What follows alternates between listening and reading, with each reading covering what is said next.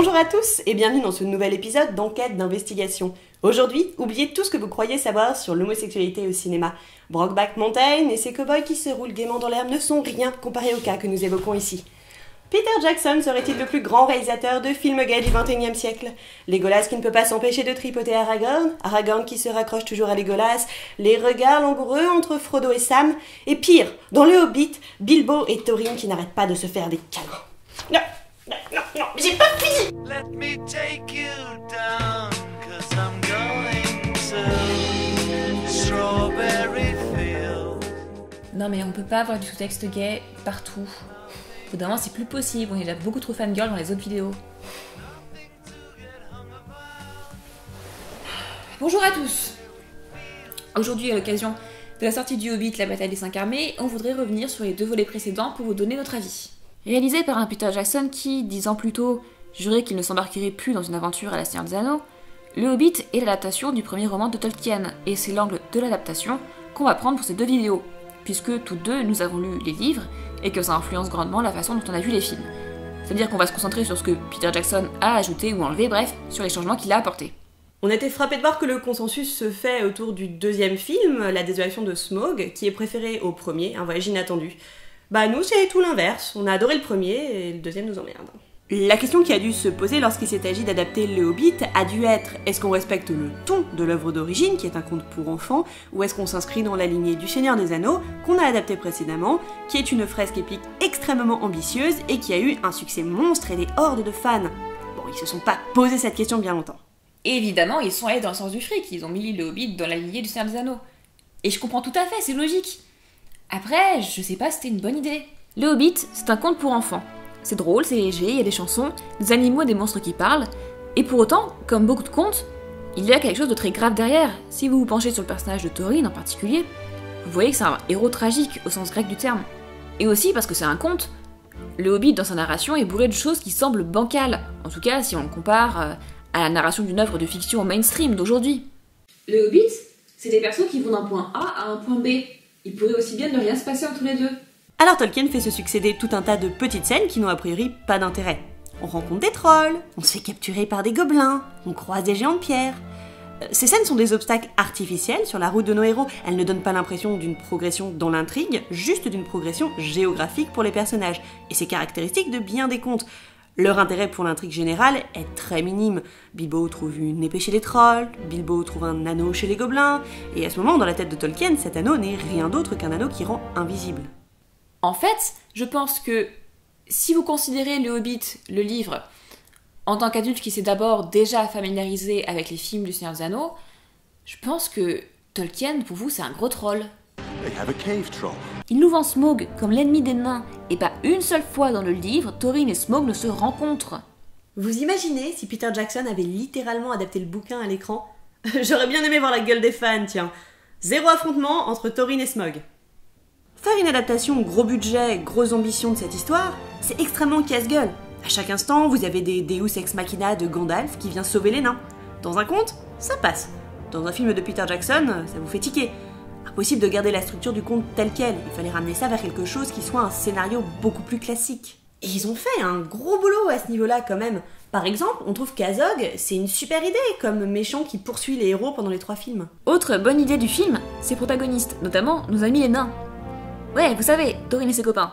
Dans le livre, vous retenez Thorin, Fili, Kili, Balin, Bombur. Oh, et encore, Bombur, il est là pour être le gros rigolo. Hein. Les autres, vous oubliez, n'existent pas en tant qu'individus. Dans le film, ils réussissent à distinguer chaque nain, que ce soit par un look caractérisé, une coiffure inédite, et chacun a sa personnalité, chacun a son propre passé. Sans pour autant que le focus ne s'éloigne trop des protagonistes, qui restent Bilbo, Gandalf, et surtout... Putain, je suis censée en vouloir à Peter Jackson de céder à cette mode hollywoodienne qui veut qu'on doit toujours caster des protagonistes mignons, mais merde! Il est censé mesurer 1m20, il est censé mesurer 1m20, Richard Armitage est tellement parfait pour le rôle, et Peter Jackson a vraiment rattrapé les misères qu'il avait infligées à son traitement de la race naine dans Le Seigneur des Anneaux. Gimli n'avait rien de la noblesse de sa race, c'était juste le comic relief de service. Avec Thorin, on a enfin un personnage digne. Filmé au ralenti, avec du vent dans les cheveux, avec une musique épique, ou même le combo final. Ralenti, plus vent, plus musique, plus flamme. So majestique. Puis merde, écoutez sa chaude voix de basse ultra sensuelle. Far over the misty mountains cold. D'ailleurs, en parlant de chansons, on a été super contente de voir que certaines chansons du livre ont été adaptées à l'écran. Je sais que plein de monde a trouvé ridicule le petit impromptu musical dans la salle à manger de Bilbo au début, mais pour nous c'était drôle, enjoué, léger, comme l'est le passage dans le livre. That's what Bilbo Baggins hates. Cut the cloth, tread on the fat, leave the bones on the bedroom mat. Pareil, dans un registre complètement différent, la chanson suivante est très belle et trop courte, mais elle donne de la profondeur et de la gravité aux personnages en les ancrant dans un passé qu'ils ne peuvent oublier. Elle nous montre bien, en suivant la chanson précédente, que le Hobbit est un conte tantôt léger, tantôt tragique. Mais j'ai l'impression que la plupart des personnes qui ont trouvé ridicules ces chansons se basent sur les films du Seigneur des Anneaux, puisque c'est vrai, on sait bien tous qu'ils n'ont jamais poussé la chansonnette directe dans le Seigneur des Anneaux, et qu'ils n'ont jamais non plus utilisé une chanson dramatique avec des ralentis et du symbolisme à la truelle. Qui est de mauvaise foi maintenant, hein? Mais bon, encore une fois, ça nous a plu qu'ils aient assumé ce côté conte dans le Hobbit, et on n'a pas du tout été dérangés par l'écart de ton avec le Seigneur des Anneaux. Non, s'il y a une chose qu'on n'a pas aimé, c'est visuellement. Mais putain, regardez ces vers! On a l'impression qu'un farfadet a dégueulé sur l'écran.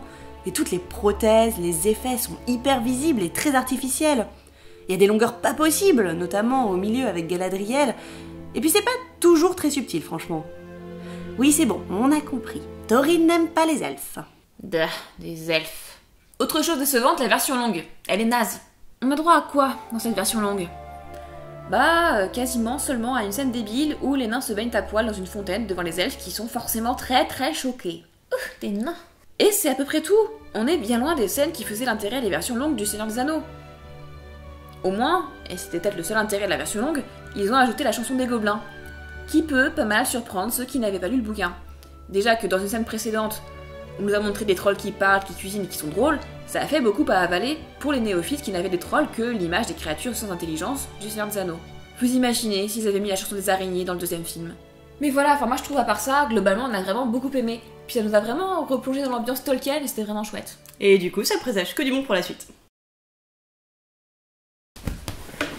D'où Jésus. No, you don't want nada. None of this. Six gunning this, brother running this. Buffalo soldier, look, it's like I told you. Ok, casting de Thorin. Vas-y. Pas mal. On peut avoir le ventilo, s'il vous plaît? Merci. C'est pas mal. Un peu de ralenti. Ouais, pense majestique. Je te sens pas assez majestique, là. Ouais, c'est pas mal, ça. Bien. Ouais, c'est pas mal. Envoyez les flammes pour voir. C'est pas chaud. Je suis sincèrement désolée. Cette flamme était donc bien inflammable. On touchait au but. Comme mon qu'importe. Suivant. Alice, moi, ma vie, mon œuvre, casting, deuxième. Any damsel that say distress, be out of that dress when she meet Jim West. Roughneck, so go check the law on the buy. Watch your step or flex and get a hole in your side. Swallow your pride, don't let your lip react. You don't wanna see my hand where my hip be at. With all